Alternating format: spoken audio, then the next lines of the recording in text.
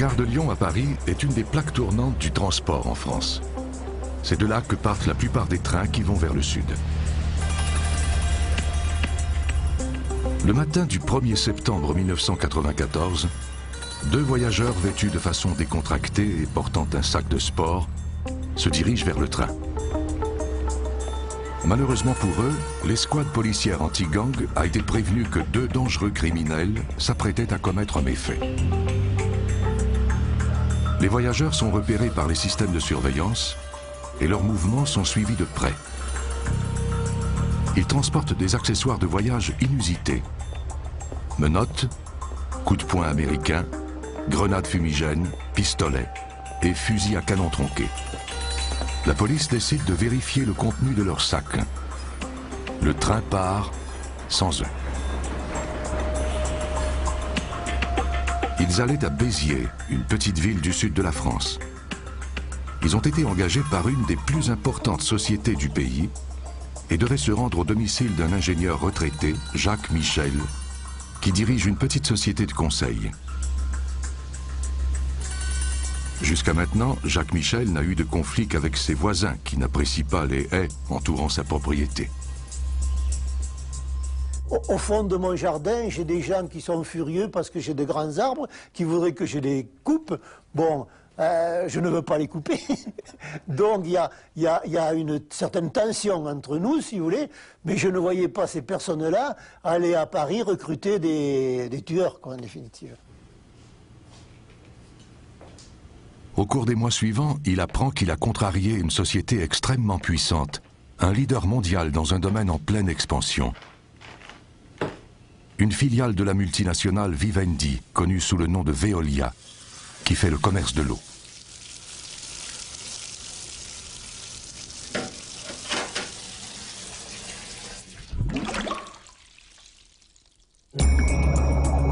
L'eau, source de vie et de renouveau.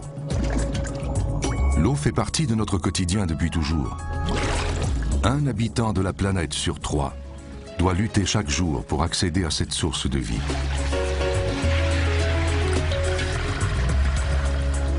Dans 20 ans, l'eau sera devenue un sujet d'inquiétude pour 4 milliards de personnes. Voici l'histoire d'une stratégie d'entreprise pour contrôler l'eau de la planète.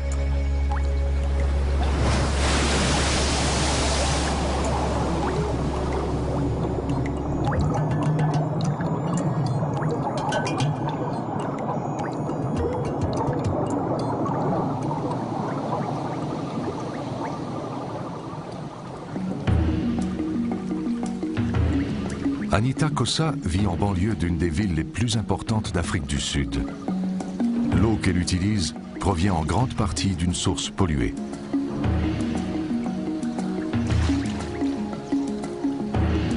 Aucune conduite d'eau ne se rend jusqu'à sa maison. Et si un jour il y en a une, elle sera accompagnée d'une facture, ce qui causera des problèmes à Anita. J'ai déjà de la difficulté à nourrir mes enfants. Je ne sais vraiment pas ce que je vais faire.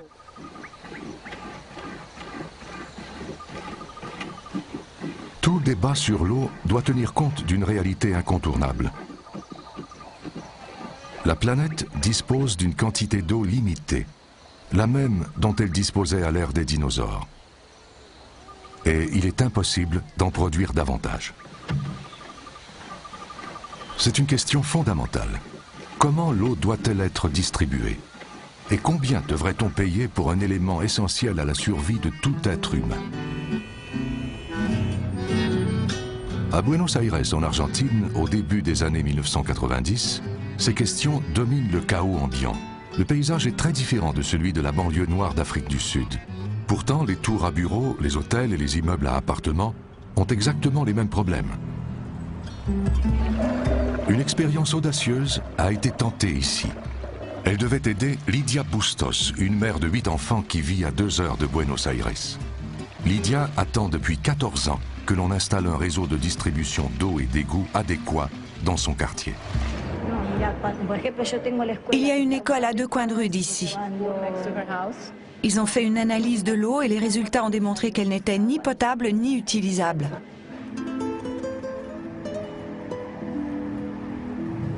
La moitié des 9 millions de personnes entassées dans les quartiers pauvres entourant Buenos Aires n'avaient pas de raccordement d'eau. Les 2 tiers n'avaient pas de système d'évacuation des eaux usées. La solution résidait dans une nouvelle proposition mise de l'avant par la Banque mondiale. Jamal Saghir nous en parle. On s'accordait à reconnaître qu'il fallait examiner la possibilité d'une participation du secteur privé. Le secteur public n'avait pas réussi à offrir des services d'eau adéquats aux pauvres. Il fallait trouver une alternative et le secteur privé était une des solutions proposées.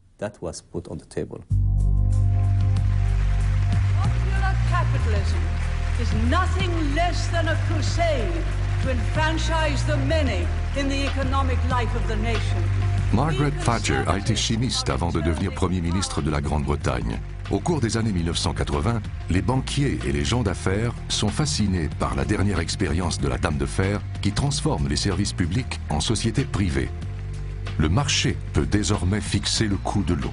The water privatization, I believe, will go very successfully indeed. It will go very successfully indeed. British Prime Minister Margaret Thatcher has successfully privatized more than a dozen major nationalized industries. Ronald Reagan devient l'alter ego américain de Margaret Thatcher. Instead of looking at private enterprise as the adversary, many governments now see it as their best hope for progress and development. Cet espoir est une fusion des fonds publics et de l'initiative privée, pompeusement baptisée Consensus de Washington. Joseph Stiglitz est lauréat du prix Nobel d'économie. Selon les idéologies de Reagan et Thatcher, le marché devait s'occuper de tout. Il devait libéraliser, privatiser, diminuer l'inflation, réduire le rôle de l'État. Et tout cela, au miracle, devait favoriser la croissance et réduire la pauvreté. Le projet ne plaît pas à tout le monde, mais les puissants bailleurs de fonds veillent à ce qu'il ait une place de choix dans la politique mondiale. Le nom le disait, c'était un consensus réalisé à Washington, entre la 15e rue où se trouve le Trésor américain et la 19e où est le FMI, avec la Banque mondiale entre les deux, sur la 18e rue. Le consensus de Washington compte sur la Banque mondiale et le Fonds monétaire international pour la privatisation des services publics dans les pays en voie de développement. L'économiste Jeffrey Sachs, conseiller spécial du secrétaire général des Nations Unies, est témoin d'un mariage de convenance très particulier. D'où venait cette urgence de privatiser? Elle venait en partie d'une idéologie et en partie de puissants intérêts commerciaux. Plusieurs entreprises très puissantes étaient intéressées à ce projet. Il ne fait aucun doute qu'elles ont trouvé un moyen de participer au vote du FMI et de la Banque mondiale. Le Trésor américain est maintenant en position de venir en aide aux gens les plus pauvres de la planète sans pénaliser les contribuables. En ce qui concerne l'eau, le consensus de Washington a aussi du succès dans une autre capitale. Nouvelle journée, nouveau début. Depuis des siècles, la gastronomie, la culture et la dynamique urbaine de Paris sont un sujet d'inspiration pour le monde entier. Au début des années 1990, la France devient un modèle pour la commercialisation de l'eau.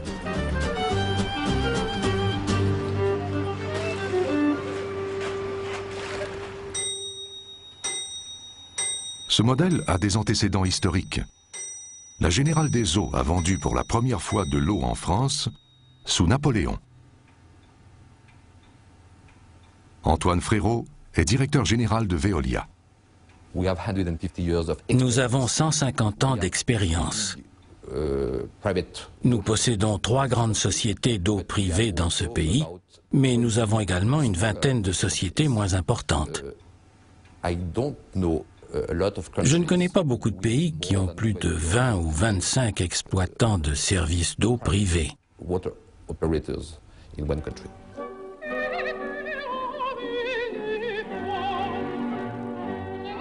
Cette vidéo faisant la promotion de Veolia est présentée par le consensus de Washington.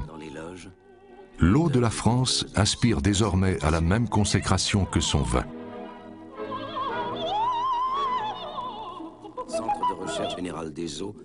Les activités de Veolia s'étendent à près d'une centaine de pays. Les revenus provenant de la vente de l'eau doublent à 12 milliards de dollars par année. Nous travaillons pour environ 6 à 7 000 villes dans le monde.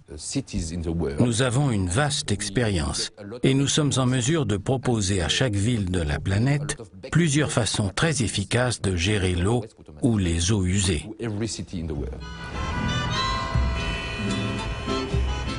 La société s'intéresse d'abord à l'Argentine. Le pays est en faillite et ouvert aux nouvelles expériences. Les deux plus importantes sociétés d'eau françaises s'empressent d'offrir leur aide au nouveau président Carlos Menem, qui est un adepte de la privatisation.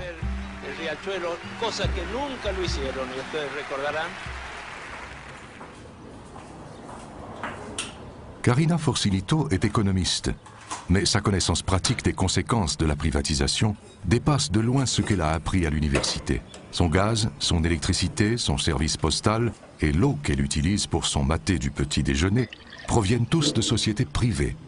C'est le résultat d'une campagne de persuasion intense. En 1985, le FMI a exercé de fortes pressions pour que l'Argentine ait recours à la privatisation.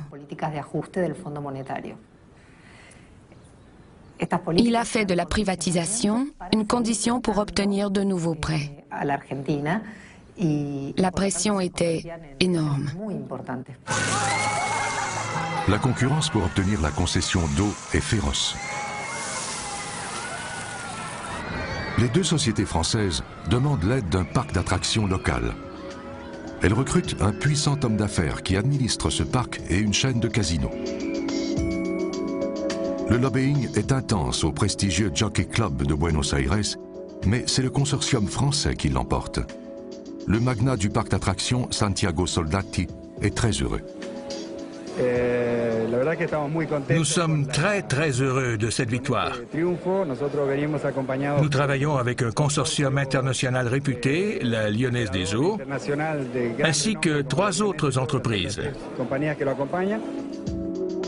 La nouvelle société s'appelle Aguas Argentinas. La Banque mondiale lui prête près d'1 milliard de dollars et s'assure une participation de 5%. L'entreprise devient propriétaire du système pendant 30 ans sans débourser un seul peso. Le consortium s'appelait Aguas Argentinas. Il était dirigé par une société française. Elle a obtenu la concession parce qu'elle disait pouvoir fournir les services au plus bas coût possible. Elle n'était pas tenue de payer quoi que ce soit pour les actifs antérieurs. L'audace de Menem, qui vend son secteur public au bord de l'effondrement, devient le sujet de conversation de toute l'Amérique latine. Les directeurs des agences de développement saluent la réussite de l'Argentine. Michel Cantzu est alors directeur général du Fonds monétaire international. Nous sommes très heureux de constater que l'Argentine récolte le fruit de ses efforts. Les gens du secteur privé venaient et disaient « Nous aimerions investir, nous avons beaucoup d'argent, c'est pour cela que nous sommes ici. » Aguas Argentinas devient un modèle de privatisation dynamique pour le monde entier. On attribue à un personnage controversé le mérite d'avoir mené à bien ce contrat. Jérôme Monod, alors directeur du groupe Suez, préfère les coulisses aux projecteurs. Avant de s'intéresser à l'eau, il a été proche conseiller du président français Jacques Chirac. Au cours des mois précédant l'attribution du contrat, l'ambassade française se met à la disposition de Monod et de son consortium, même si dans son pays, Monod est impliqué dans un scandale. Son entreprise est accusée d'avoir versé un pot de vin au maire de Grenoble pour pouvoir privatiser l'eau de la ville. Moins d'1 an après avoir accordé au consortium le prestigieux contrat, Menem est invité en France, où il est accueilli avec tous les honneurs. Mais une fois les cérémonies terminées, il est convoqué à une rencontre avec le spécialiste des coulisses. Jérôme Monod l'informe que son consortium n'obtient pas de résultats satisfaisants en Argentine et que les conditions du contrat doivent être renégociées. Une privatisation très typique, selon Joseph Stiglitz, lauréat du prix Nobel d'économie.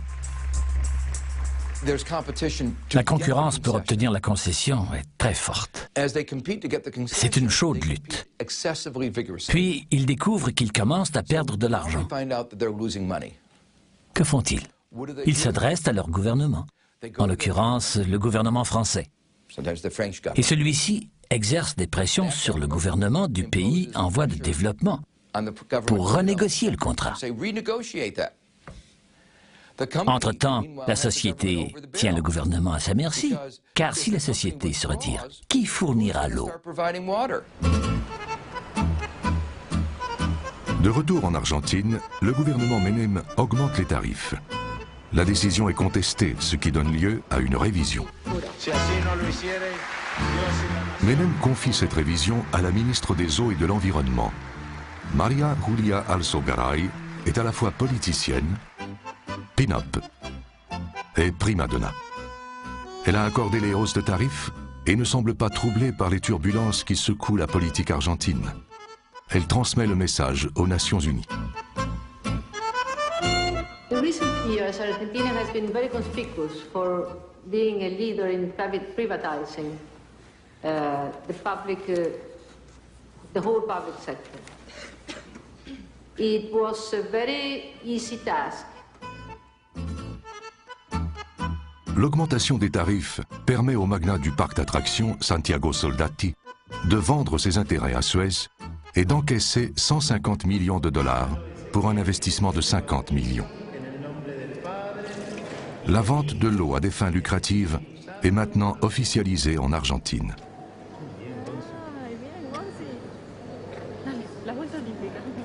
Le consensus de Washington vit son heure de gloire. Le monde entier est invité à lui rendre hommage. La privatisation de l'eau est maintenant discutée dans les réunions de cabinet et les conseils d'administration de tous les pays. Il est inévitable que l'or liquide intéresse les grandes sociétés américaines. À son apogée, Enron, qui fait le commerce de produits énergétiques depuis 1985, gagne plus de 100 milliards de dollars par année. En 1998, la société est à la recherche d'un nouvel investissement lucratif. L'eau, comme l'énergie, est une chose dont tout le monde a besoin. Chris Wasden est banquier d'affaires à Wall Street depuis 10 ans, lorsqu'une nouvelle société d'Enron, Zurich, entre en scène. C'était une période très stimulante. Quand on a appris qu'Enron s'intéressait à l'eau, on s'est rendu compte qu'on manquait quelque chose. Enron ne s'intéressait pas à l'eau sans raison. La première expérience a lieu en Floride et en Californie. La vallée de San Joaquin, située au centre de la Californie, est à la fois un désert et une des régions agricoles les plus prospères d'Amérique du Nord. Cette fertilité est le résultat d'une irrigation dans une région où il y a une pénurie d'eau.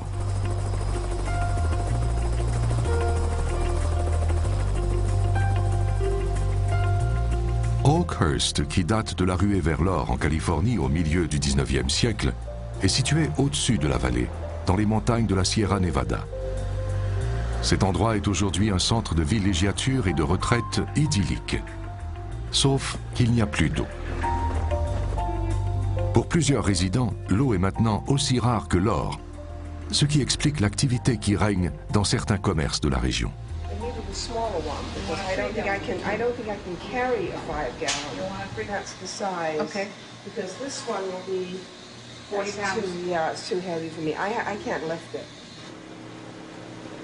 Les gens relativement fortunés, comme les plus démunis de la planète, doivent s'approvisionner quotidiennement en eau. Les agriculteurs des basses plaines arides, situées au pied des montagnes, ont de l'eau en abondance. La Californie irrigue 365 millions d'ars de terres agricoles grâce à un vaste système de rivières et de canaux. Dennis Prosperi cultive les amandes et le raisin, et l'irrigation d'un désert ne lui pose aucun problème.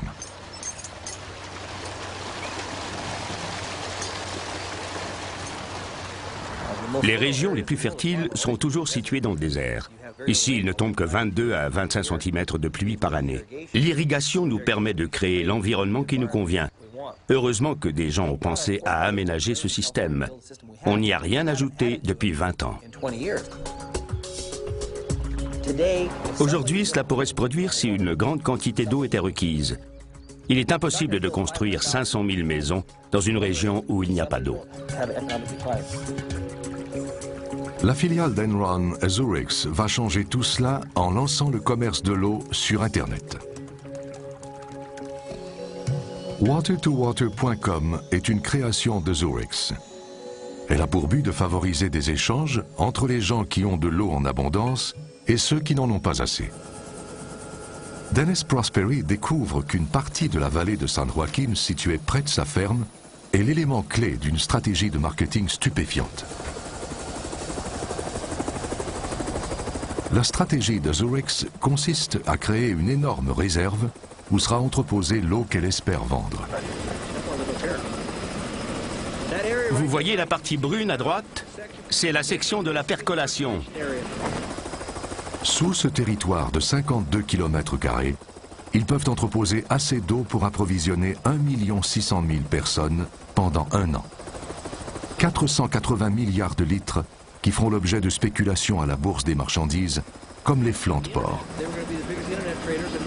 Un homme pourrait être assis dans son bureau à Philadelphie et décider un bon matin qu'il veut acheter un espace de 80 000 acres dans la réserve d'eau afin de spéculer. S'il y a une année de sécheresse et que le prix de l'eau augmente, il pourra en profiter. C'est comme la Chambre de commerce de Chicago pour l'eau.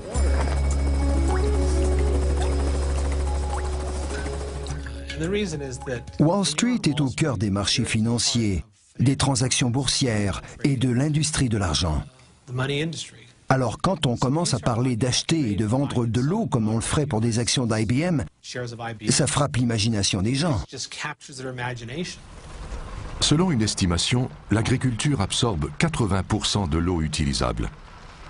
Avec le projet d'Enron, un agriculteur comme Dennis Prosperi pourrait gagner beaucoup plus d'argent s'il vendait de l'eau plutôt que des aliments.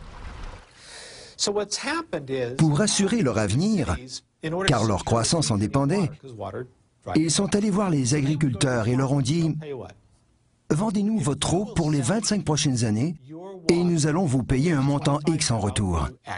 La somme que nous allons vous donner est beaucoup plus importante que celle que vous gagneriez en cultivant et en vendant de la luzerne. » S'ils s'attendent à ce que les agriculteurs acceptent leur offre avec enthousiasme, ils se trompent. Les gens de la région entreprennent une campagne pour s'opposer au projet. Ils ne font pas confiance aux spéculateurs. Enron a un problème, mais ce problème ne lui semble pas très grave. Une rencontre avec les agriculteurs les convaincra sûrement. J'ai reçu un appel un soir vers 20 ou 21 heures. Quelqu'un a dit « Nous sommes à Los Angeles. Est-ce que nous pouvons aller vous voir ?» Les dirigeants de l'entreprise arrivent à l'aéroport de Fresno, anticipant une rencontre brève et fructueuse. Ce n'est pas la première fois que les gens d'une région s'opposent à eux. Mais cette fois, une surprise les attend. Quand ils allaient dans une région, ils se faisaient généralement accompagner d'un banquier ou d'une personne influente, et ils finissaient toujours par obtenir ce qu'ils voulaient. C'était la première fois qu'ils se retrouvaient dans ce genre de situation. J'ai expliqué à Enron que cette fois, ça ne fonctionnerait pas. Cet échec, ainsi que d'autres infortunes survenues ailleurs, coûteront près d'1 milliard de dollars à Enron, ce qui contribuera à faire basculer l'empire chancelant et compromettra l'avenir du commerce de l'eau en Amérique. L'autre jour, un dirigeant d'entreprise est venu me voir. Il m'a dit qu'il était appuyé par une famille de milliardaires de New York. Ces gens venaient de lire un rapport de la Banque mondiale sur la situation de l'industrie de l'eau. Il disait qu'il y aurait des problèmes d'ici 2015, qu'une crise était imminente et qu'il fallait réagir. Il m'a dit, ces gens sont des investisseurs très avisés et ils croient qu'il faut actuellement investir dans l'eau. Vous avez travaillé pour une importante société, vous connaissez la situation mondiale, qu'en pensez-vous? J'ai répondu, je ne toucherai jamais à ce genre de choses. Personne n'est intéressé à ce que quelqu'un fasse de l'argent avec l'eau. Entre-temps, l'Argentine perd patience. Au cœur de Buenos Aires vivait jadis l'aristocratie d'un pays qui faisait l'envie de l'Amérique latine. Des généraux ont dirigé ce pays avant qu'il ne soit repris par des chefs d'industrie. Le consensus de Washington est né ici et sera enterré ici. Si on devait lui ériger un monument, ce serait probablement près de la tombe d'Eva Perón, Evita, une femme qui, il y a 60 ans, a été associée à une autre expérience qui allait mettre ce pays sur la voie de la ruine. Mais qu'en est-il de la privatisation de l'eau? Ironiquement, la société a fait de nouveaux raccordements et elle a empiré la situation. Le service d'eau a été fourni à plusieurs quartiers pauvres, mais aucun dispositif d'assainissement n'a été construit, de sorte que dans plusieurs secteurs, les égouts ont contaminé la nappe phréatique. C'est plus payant pour l'entreprise d'installer des raccordements d'eau que des systèmes d'évacuation des eaux usées. L'impact de l'eau contaminée est particulièrement évident au service des malades externes d'un hôpital pour enfants de Buenos Aires. 20% des décès d'enfants en Argentine sont liés à l'eau. Toutes les 8 secondes, quelque part dans le monde, un enfant meurt d'une maladie causée par l'eau. Ce petit garçon de 10 mois souffre de diarrhée et de violentes douleurs à l'estomac. Son père, Ignacio Chavez, un menuisier sans emploi, attend de rencontrer un médecin depuis 5 heures. J'ai une pompe, mon propre puits. Et j'y puise de l'eau pour ma femme et moi.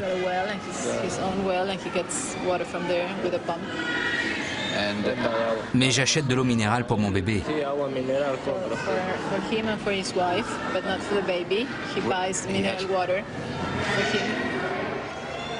Sur le visage de cet enfant se reflète l'échec d'une société commerciale qui n'a pas réussi à concrétiser des installations de 4 800 000 $.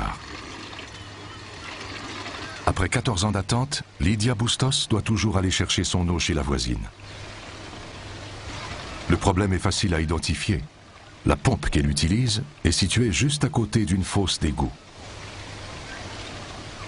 Il n'est pas étonnant que ces 8 enfants souffrent souvent de maladies causées par l'eau. Sa fille de 10 ans vient d'être hospitalisée pour la 8e fois depuis sa naissance. Ils ont parfois des problèmes de peau. Tous ces problèmes sont attribuables à l'eau contaminée.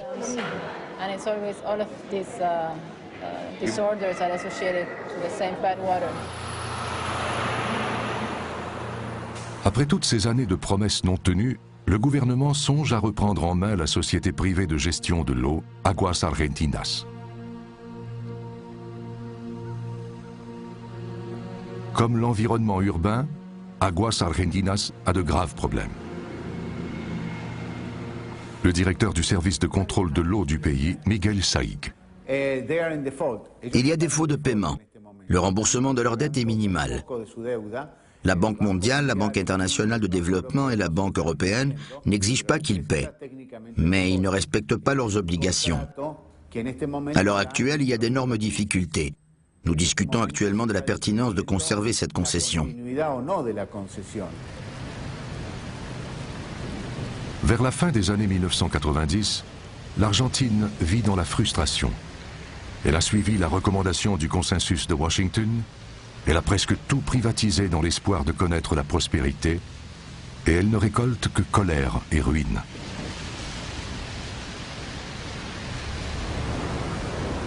La politicienne Pinup a déjà offert de somptueuses réceptions à cet hôtel pour souligner certaines privatisations. Este vestido tiene como 6 años. No, sí, es la cábala. Maria Julia Alzogaray vit maintenant dans un décor très différent. L'ancienne ministre de l'Environnement est emprisonnée après avoir été accusée de fraude.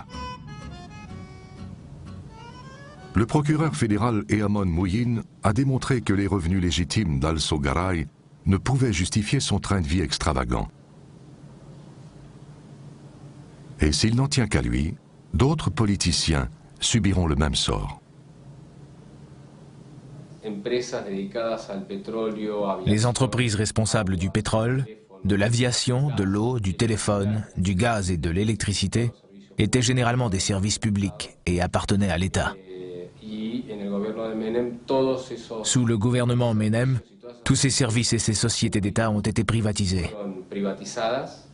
Et pendant le processus de privatisation, il y eut des soupçons et des allégations de corruption.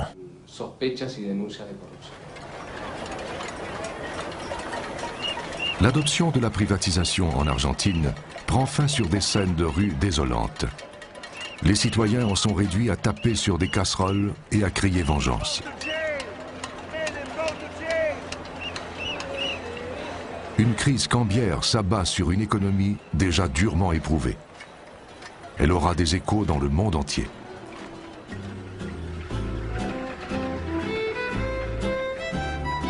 Même en France, on commence à se demander si l'eau ne devrait pas devenir un service public. La ville de Grenoble a été la scène d'un scandale de corruption au cours des années 1990. Le tribunal a statué que Suez avait versé un pot de vin au maire pour obtenir le contrat d'eau de la ville. Un autre tribunal a jugé que les coûts imposés aux clients étaient excessifs. Le système de gestion de l'eau de Grenoble est enfoui dans la montagne. La municipalité l'a repris en 1999 et le protège jalousement. Raymond Avrillier est le conseiller responsable du dossier. Il s'est élevé contre la privatisation et il est maintenant très fier des résultats obtenus par le système public. Il précise que l'entretien se fait plus régulièrement, qu'il n'est pas nécessaire de hausser les tarifs pour faire des profits et qu'il y a aussi d'autres avantages. Nous pouvons aussi faire, en tant que service public, des actions auprès des usagers pour qu'ils ne gaspillent pas l'eau. Ce qui est paradoxal, puisque nous ne sommes payés, nous, services de l'eau, uniquement que par la consommation des usagers. Donc si nous étions dans un domaine privé, nous dirions consommer plus, dépenser plus, puisque c'est notre seule ressource. Là, nous sommes amenés à avoir une politique sociale vis-à-vis des usagers. Et enfin, globalement, les prix que nous pratiquons sont 20% moins chers. Grenoble n'est pas le seul endroit où la privatisation de l'eau provoque la colère de la population. Le système de la ville de Castres fait aussi l'objet de discussions. Il est géré par Suez, mais cela va bientôt changer, à la suite d'un mouvement de protestation des citoyens. Ils se plaignent, comme bien d'autres, qu'une comptabilité douteuse entraîne une hausse de prix excessive. Selon eux, il existe une solution simple: administrer eux-mêmes le système. Parce qu'on a vu ces méthodes. Et nous ne voulons pas qu'elles restent là et qu'elles continuent à les déployer tout en changeant chaque fois, disons en cachant plus ou moins bien son jeu. Bon. Ensuite, on préfère le retour en régie. Des campagnes semblables ont lieu ailleurs au pays, notamment à Toulouse. Les entreprises paient les municipalités pour obtenir le contrat de l'eau. Il est de pratique courante de considérer le paiement comme un prêt et d'en obtenir le remboursement au moyen de hausses de tarifs.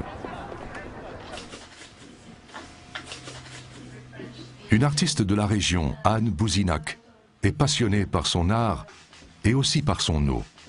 Elle fait campagne pour obtenir une eau de couleurs différentes. Notre but avoué, ici à Toulouse, c'est le retour en régie directe. Le retour en régie directe, parce qu'il faut savoir que les chiffres officiels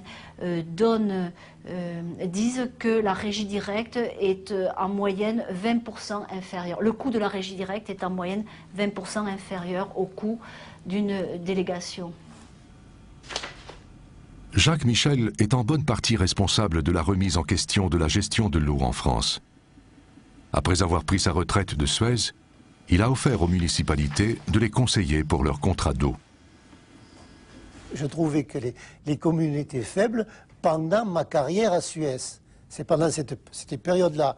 Bon, et je le dis parce que j'étais en négociation avec les communes pendant cette période. Je passais des contrats avec les communes, je discutais des prix. Souvent, ces personnes-là n'ont pas la capacité, la spécialisation et la capacité technique et financière qu'ont les dirigeants des sociétés privées. Jacques Michel découvre que les sociétés imposent des coûts beaucoup trop élevés et il remet en question leur méthode. Il accuse les grandes sociétés de se comporter comme la mafia. Elles engagent des poursuites pour diffamation, mais à leur grand embarras, les tribunaux décident que cette description correspond à la situation. Le tribunal a reconnu que je pouvais dire qu'il y avait des attitudes relativement mafieuses. Il croit qu'à cause du succès qu'il a obtenu, lui-même et sa maison sont devenus des cibles. L'affaire prend fin à la gare de Lyon en 1994, lorsque la police française intercepte les 2 voyageurs suspects. Hervé Jaubert et un complice témoigneront plus tard qu'ils ont été engagés pour convaincre Jacques Michel de ne plus se mêler des affaires d'autrui. Des documents judiciaires révèlent des faits troublants sur les arrestations faites à la gare. À l'origine du complot, un homme du nom de Régis Calmel, cadre supérieur chez Vivendi. La filiale des eaux de Vivendi, maintenant appelée Veolia, est dirigée par Antoine Frérot. Je ne pourrais pas vous dire. Je n'étais pas responsable à cette époque. Une importante société comme Veolia compte environ 300 000 employés. Tous n'ont peut-être pas un comportement parfaitement irréprochable. Il est possible qu'il y ait un mouton noir. L'organisation, la société, doit se défendre contre ce genre de choses et exclure ce mouton noir. Selon les documents judiciaires, Régis Calmel est reconnu coupable lors de 3 procès distincts d'avoir participé au complot. Il réussit toutefois à faire abandonner l'accusation d'intimidation contre Jacques Michel parce qu'un témoin a modifié son témoignage. Il ne fait aucun doute que le cadre supérieur a été impliqué dans un projet pour enquêter sur Jacques Michel. Mais selon l'avocat de Calmel, Marc Rivollet, les conspirateurs ne lui voulaient aucun mal. Les enquêtes sur les critiques font partie du travail habituel. Mais le fait de faire une enquête sur des personnes dans le monde économique, si ça peut être sur un plan moral et encore discutable, mais sur un plan moral un peu choquant, sur le plan économique, c'est tout à fait acceptable. Avant même que les 2 hommes ne décident de rendre visite à Jacques Michel, quelqu'un a tenté de faire brûler sa maison. Des incendiaires ont jeté de l'essence sous la porte et y ont mis le feu. Ma famille a eu très peur parce que, notamment, nous avions des petits-enfants petits à l'époque, si vous voulez, et une opération de ce type-là, on ne sait pas comment elle peut se terminer. We don't claim to represent the whole of civil society, unlike some people who seem to think that they represent the whole of civil society. La privatisation avait commencé par des discours. Après plus d'1 décennie de résultats mitigés et souvent décevants, la frustration de la population se transforme en colère. L'expérience prend fin avec une tragédie. Avril 2000. À Cochabamba, en Bolivie, une tentative ratée pour privatiser les services d'eau dégénère en émeute. Un tireur, embusqué derrière un barrage policier, abat un manifestant. La victime, Victor Hugo Dassa, avait 17 ans. Le mouvement pour la privatisation ne sort pas indemne de cet incident. Ces images marquent un point tournant en Amérique latine et met les entreprises sur la défensive. Les antimondialistes disent que l'eau est un don de Dieu. Ce que je vous explique, c'est que nous ne vendons pas l'eau. L'exploitant privé ne vend pas l'eau, car ce n'est pas l'eau que les consommateurs consomment.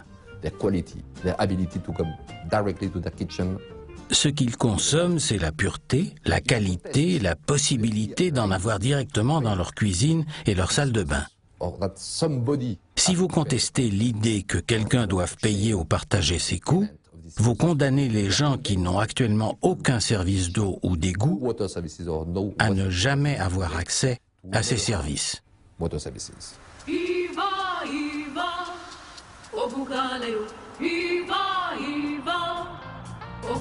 Un début de journée typique à Nelspruit, en Afrique du Sud, à 3 heures de route à l'est de Johannesburg. Dans cette ville blanche et prospère, personne n'a jamais eu à se préoccuper de l'eau.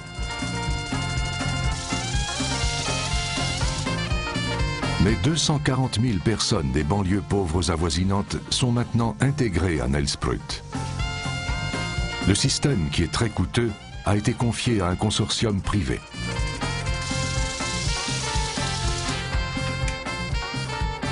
Martin Nice est gestionnaire régional de la Greater Nelspruit Utility Company. Lui et sa famille sont venus de Hollande. Il est partisan de la théorie selon laquelle les affaires existent pour le plus grand bien des gens. Le pays se développe rapidement. Il y a de plus en plus d'occasions pour les gens et pour les entreprises.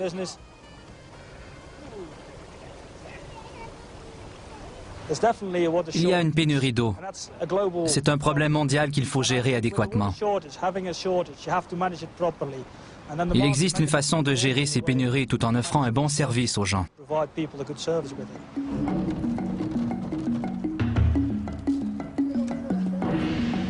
L'expérience de la privatisation en Afrique du Sud fait découvrir cette invention à la population rurale, la carte d'eau prépayée.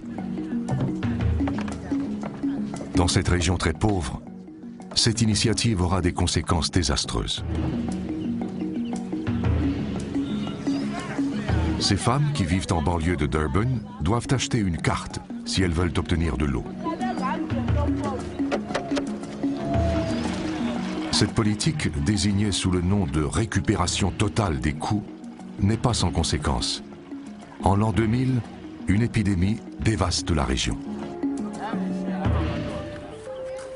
Plusieurs n'ont pas les moyens d'acheter la carte et doivent consommer l'eau des sources et des endroits contaminés au détriment de leur santé. L'Afrique du Sud garantit à chacun une quantité d'eau minimale, mais pour réclamer sa part, il faut avoir une carte. Cette carte permet d'obtenir gratuitement une certaine quantité d'eau avant de payer pour l'excédent. Ceux qui n'ont pas d'argent n'ont pas de carte et ils doivent trouver de l'eau ailleurs. Ils transportent leur eau putride sans pouvoir toucher au compteur d'eau, s'exposant ainsi à une catastrophe imminente. En août 2000, une épidémie de choléra balaie la région. Elle dure jusqu'au début de 2002 et touche des centaines de milliers de personnes. Près de 300 victimes succombent à la maladie. L'eau contaminée est responsable de cette épidémie. David Hampson est analyste de politique sociale. Les gens avaient de l'eau, mais ils n'avaient pas les moyens d'obtenir l'eau offerte par le système. Les rivières étaient infectées, et c'est là qu'ils prenaient leur eau. Le choléra s'est répandu comme un feu de brousse. Comme en Argentine, c'est la Banque mondiale qui a incité l'Afrique du Sud à privatiser son eau. Les pressions exercées ont obligé le pays à faire certaines expériences. Patrick Bond est économiste politique à l'université de Witwatersrand. Sa recommandation sur la fixation des prix de l'eau a joué un rôle déterminant. Elle a insisté fortement pour que l'on favorise la récupération des coûts et même une hausse des prix. Cela a permis aux privatiseurs de se rendre compte qu'ils pourraient peut-être faire des profits en offrant des services à la population pauvre d'Afrique du Sud. En Afrique du Sud, l'ingéniosité est parfois poussée très loin pour faire des profits. Même si les gens ne peuvent pas payer, la Constitution leur garantit un minimum d'eau. D'où le plus récent dispositif, le goûteur. Vous voyez ce petit trou? Le minimum vital s'écoule jour et nuit de ce trou minuscule pour ceux qui n'ont pas les moyens de s'approvisionner adéquatement. La réaction de Kenti Metabula. C'est un filet d'eau. Il y avait l'ancien colonialisme. Il y a maintenant un nouveau colonialisme. On a souffert avec l'ancien gouvernement et on souffre encore avec le nouveau. Ce n'est pas agréable. Je ne dis pas que c'est intéressant, mais c'est une façon de préparer les gens à utiliser moins d'eau qu'ils ne le font actuellement. Et cela leur permet d'avoir 6 kilolitres d'eau gratuitement. Comme ses collègues des autres sociétés distributrices d'eau, Martin Nisse a de la difficulté à balancer les livres. Nous avons entrepris un programme de 5 ans. Nous avons investi 190 millions en 5 ans.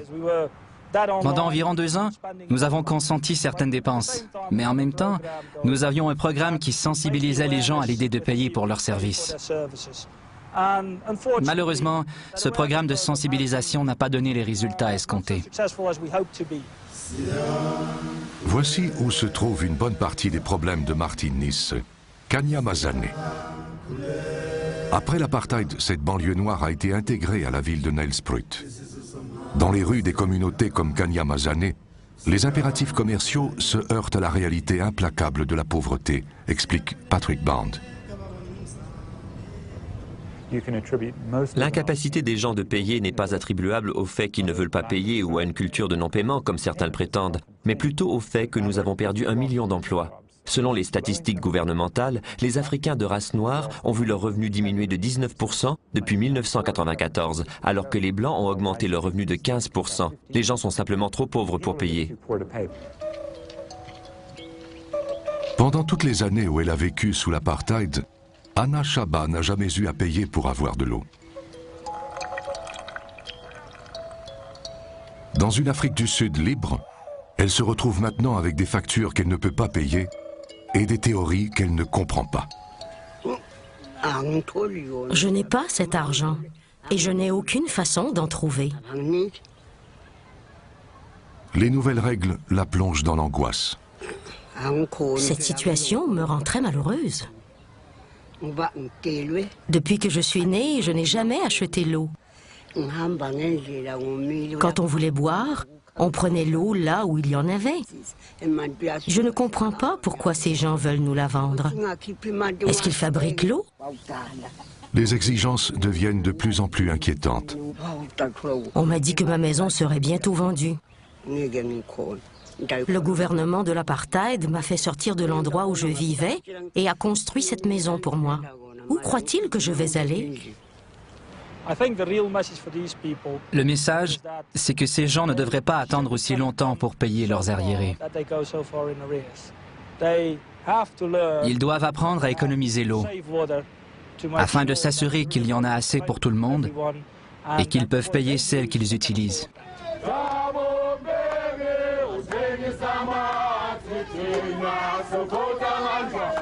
Une manifestation a lieu à Soweto.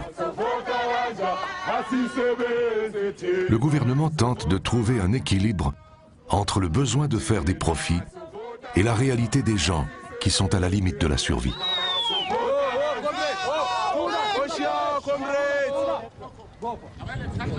Because this thing is distracting that you just give us the 50 meters, you go back to your 50 meters. I don't know the negotiations between you and that people.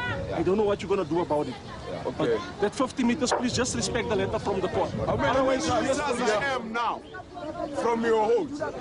So how can you come around my place? You tell me I must stand 50 meters or 100 meters away from what you are doing. Le problème est le suivant. Le service administré par Suez procède à l'installation de tuyaux destinés à de nouvelles conduites et à des compteurs d'eau prépayés. S'ils n'arrêtent pas, on va se battre. Si on laisse au marché le soin de s'occuper des problèmes, il ne s'occupera pas des problèmes des gens qui vivent dans la pauvreté.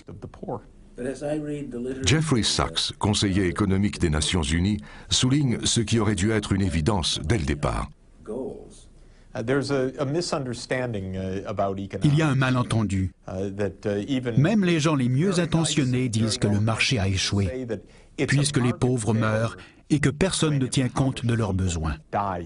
En réalité, ce n'est pas un échec du marché. Le marché fait ce qu'il doit faire. Il s'occupe des gens qui ont un revenu, pas de ceux qui n'en ont pas. C'est à Soweto qu'est né le mouvement anti-apartheid. La communauté qui est aux prises avec la pauvreté n'a que faire des théories économiques.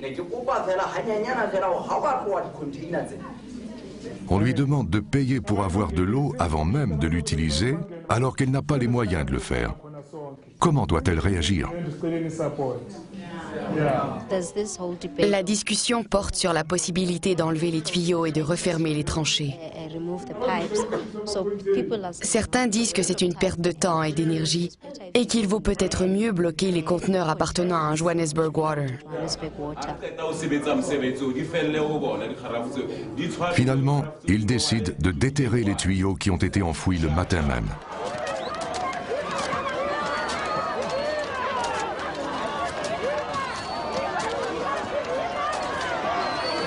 Un sentiment de pouvoir éphémère face aux puissances mondiales.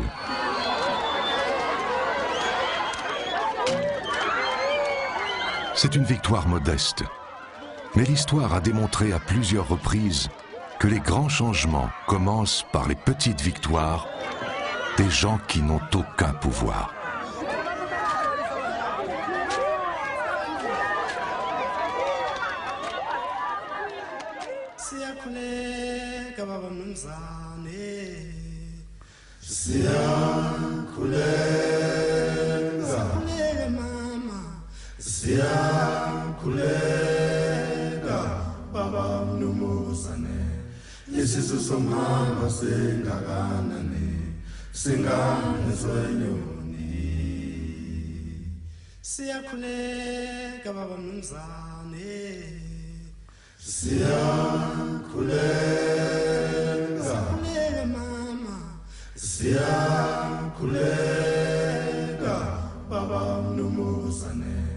Yesisu somhamba sengakanani singane zwenyu